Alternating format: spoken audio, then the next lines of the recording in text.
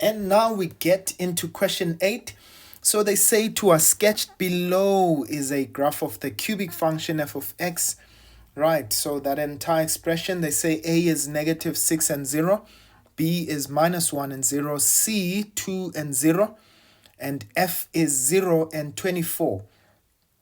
Right, so they say show that a is equals to negative 2, b negative 10, c 16, and c, I think that was supposed to be d. Okay, so that's supposed to be d equal to 24. Right, now ladies and gents, you are given the x-intercepts in this case. So that means we can actually write f of x in this manner. Right, so this is going to be a into, we've got x plus 6. So I'm going to take all the x-intercepts, but please remember they change sign when they go in the bracket. So that's x minus 2. All right, now, in order for us to get the a value, we can actually just leave it like that and get the a value later. But to get the a value, what I'm going to do is I've used all of my x-intercepts. Let's now use the other point that is given to us there. Right, they said we've got f of 0 is equal to 24. So f of 0 would be a into, we substitute 0 for x, so we'll get 6 times 1 times negative 2, right? And this, all of this would be equal to 24. Right, so if I say 6 times 1, that's 6 times negative 2, that's going to be negative 12. So this is minus 12a is equal to 24. And if I divide by negative 12 on either side, I will get a is equal to negative 2. Right, so we've gotten our first value. Right, now let's go on to the rest. We know what the value of a is. Right, so let's multiply out everything else. If you don't mind, I'm just going to remove that for space. So, which means f of x is equal to negative 2 to x plus 6 into, now I'm going to multiply these out through the FOL method. So this is going to be x squared. Right, that's minus x minus 2. Okay, so that's what we get there. Right, so you'll have minus 2x plus x, which gives you minus x. Now, let's try to, okay, the negative 2. Now, let's multiply this throughout. So this is going to be minus 2 times, this is x cubed. Right, you'll have negative x squared. You'll have negative 2x. You'll have 6x squared. You'll have negative 6x. Okay, I don't have enough space there. If you don't mind, I'm just going to do it there. Negative 6x, and we've got minus 12. Okay, so this is within the bracket. So let's try and solve for everything else that has like terms. So that's x cubed. We've got an x squared term there. So that's minus 1 plus 6x squared. So these two will give us plus 5x squared. Right, we've got minus 2x minus 6x, which gives us minus 8x. And we've got minus 12. Right, and if we multiply the negative 2 inside, that becomes minus 2x cubed, negative 10x x squared. Negative 2 times negative 8 gives us 16, so that becomes plus 16x, and negative 2 times negative 12 gives us plus 24. Ladies and gents, I hope you can see we've proven that A is negative 2, B negative 10, C is 16, and D is 24. Right, and that is truly how the cookie crumbles. Right, so they say calculate the coordinates of D. So we know that D is our turning point. So what are we going to do? We're going to say at the turning point, we know that f prime of x will be equal to 0, right? So let's take f prime. So this is going to be negative 6x x squared. That's minus 20x plus 16. Okay, so that's minus 20x plus 16 is equal to 0. Right, so let's do this. Let's divide that by negative, shall we say negative 2? Right, so that gives us 3x squared. That's going to be plus 10x. That will be minus 8. And remember, when you divide 0 by negative 2, you still get 0. And so it doesn't necessarily mean that we just divided the left-hand side only, right? Okay, so let's see. Factors of 3, that's 3 and 1. Okay, and factors of 8, that's either 8 and 1 or 4 and 2. Let's see if we say 4 and 2. Yep, it seems like no, actually the other way around. So that's 2 and 4. Right, so 4 times 2 gives us 12, and 2 times 1 gives me 2, and such that when I subtract them should give me 10, right, the middle term. So that means this is my first bracket, and that's my second bracket. Guys, you can choose any method that you want in terms of factorizing this. Okay, so we've got x and 4. Right, so which one is the bigger? So that will be positive and that is negative. And so x will be 2 over 3, or x is negative 4. Now remember, we're looking for D and it's definitely on the negative side. Okay, so that means that we are going to take this solution for now.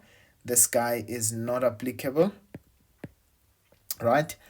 So to get the y value for D, because they did say the coordinates, so I'm going to look, remember you are substituting into the original equation, right? So I'm going to say this is going to be f of negative 4. That's 2 times negative 4 cubed minus 10 times negative 4 squared plus 16 times negative 4. That's plus 24. Right.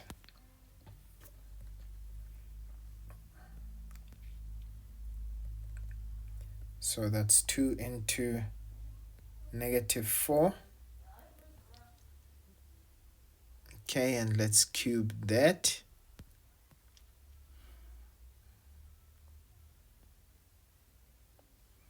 That's minus 10 into negative 4 squared.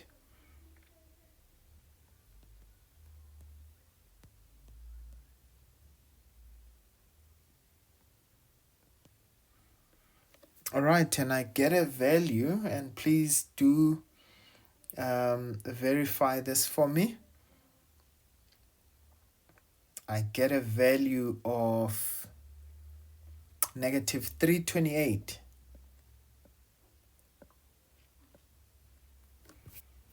So my coordinates for D would be negative 4 and negative 328. It is in the third quadrant, so I am expecting that I will actually get both x and y to be negative, right? So I hope that makes sense. All right, so let's remove everything there so that we've got a little bit of space to work in.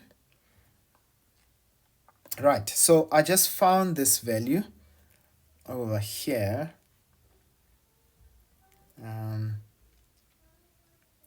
So this is -4 and this was -328.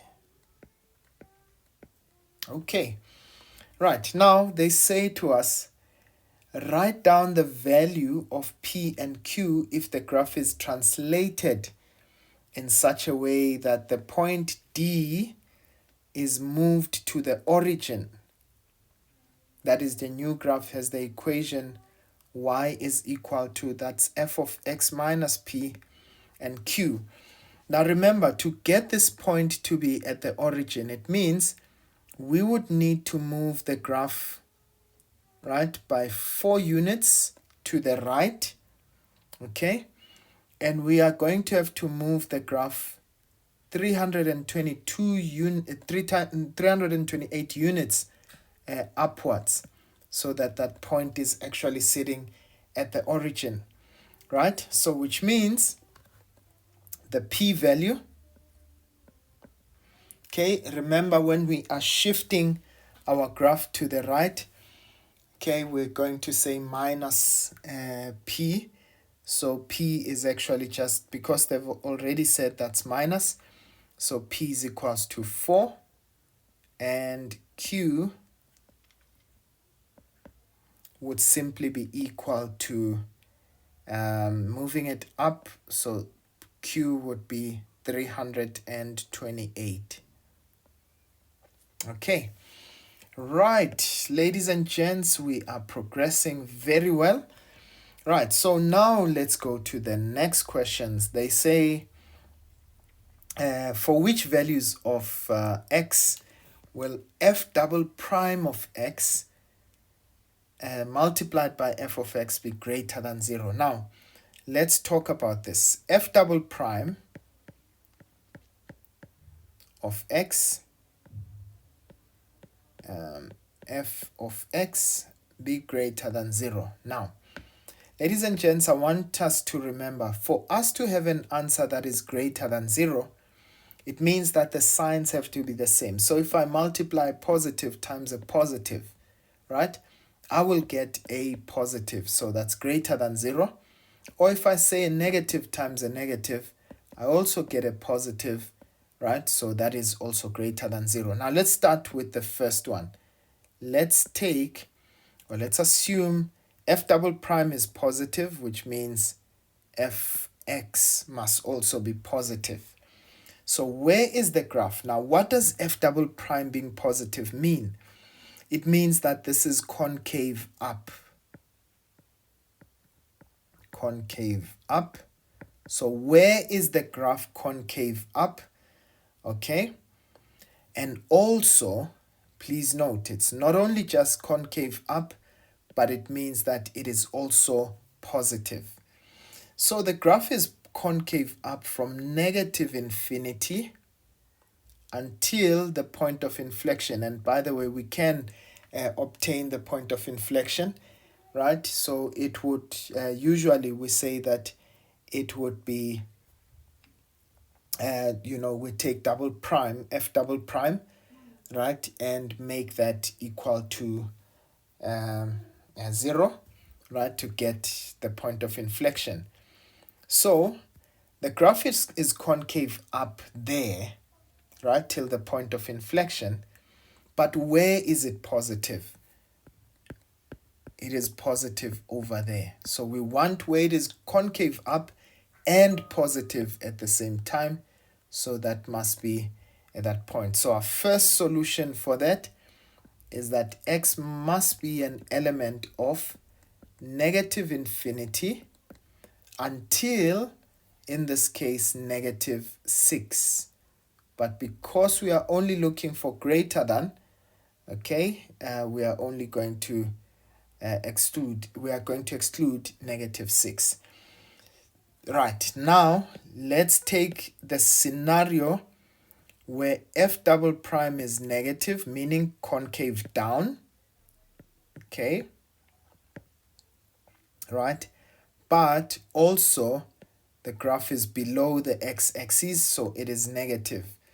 So where is it concave down? I'm going to indicate in the blue, right? So this graph is concave down over there, right? So this is from the point of inflection, okay?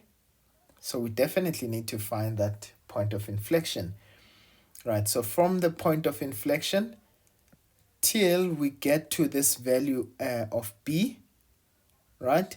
Because it's negative over there, right? As well as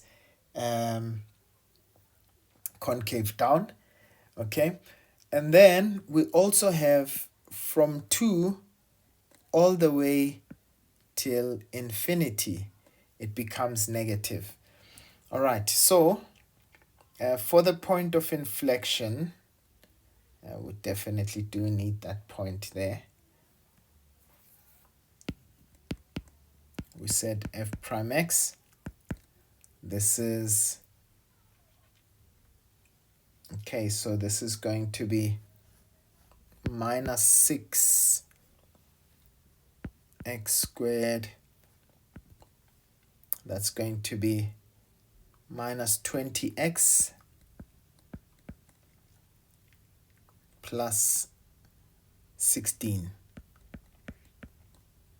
right? And in this case, when we say f double prime, it's going to be minus 12x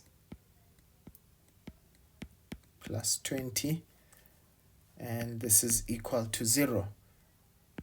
So we've got negative 12x is equal to negative 20, and if we divide both sides by negative 12, our x value would be 20 divided by 12. So both of them are actually factors of 4. So that would be 5 over 3.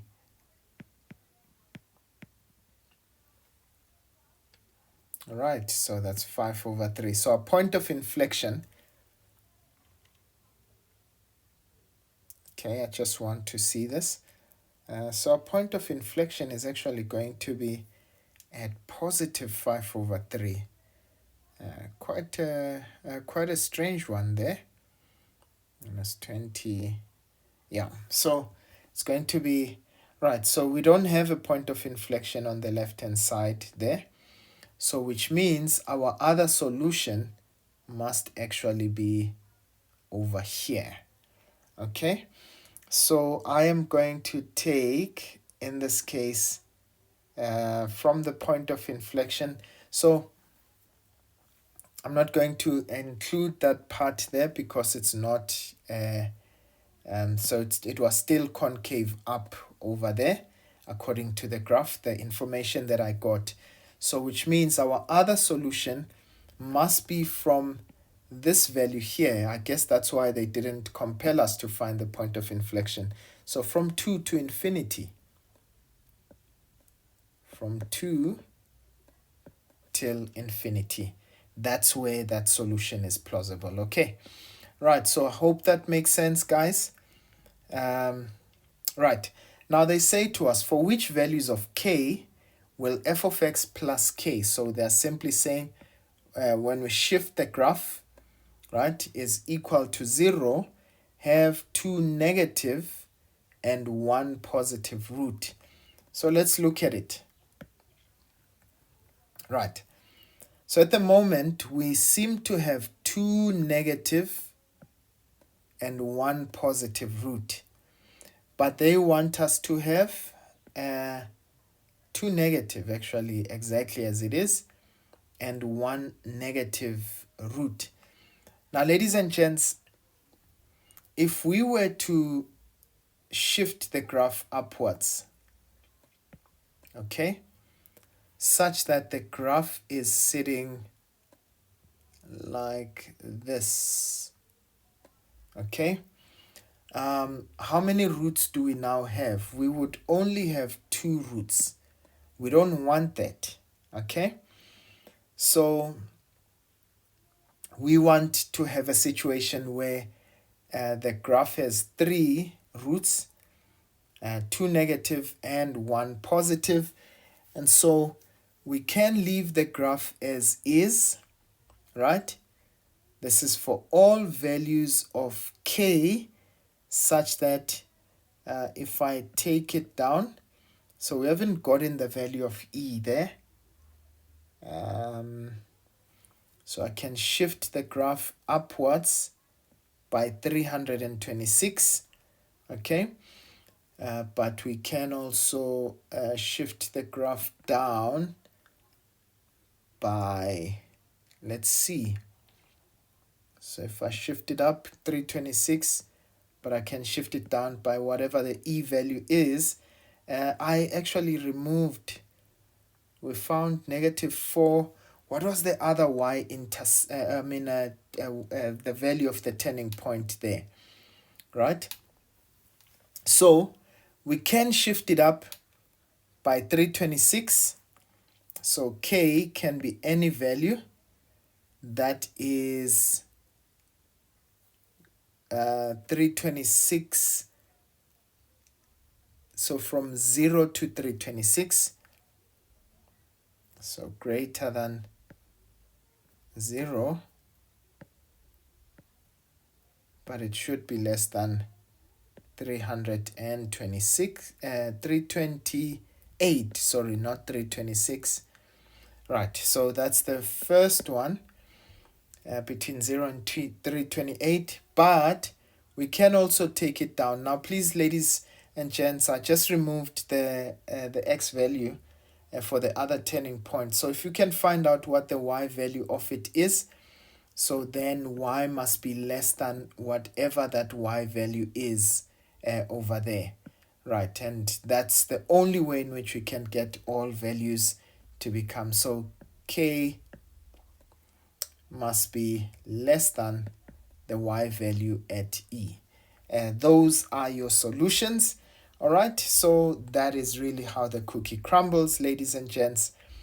Okay, and we leave question 8 right there, and we've gotten ourselves 17 marks. All right, awesome stuff.